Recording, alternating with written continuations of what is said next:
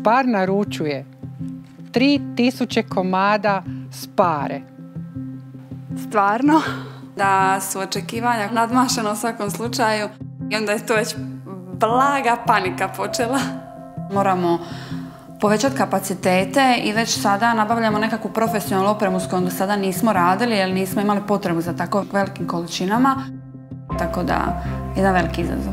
5:30 je ujutro, mi smo upravo spremili jednu paletu za transport i radujemo se da će naši kolači krenuti put Spara.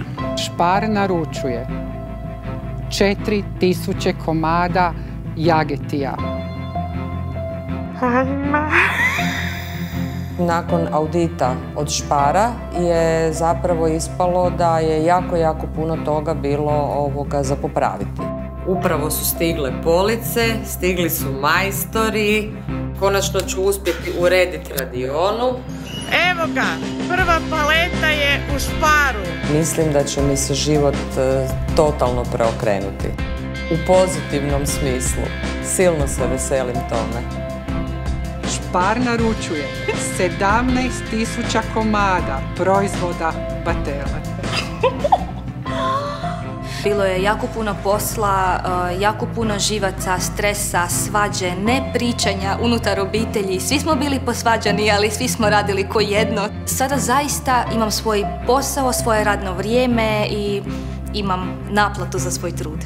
Batelu ćemo otpremiti sa šleperom. Konačno se ostvaruje moj san. Spar će od tebe naručiti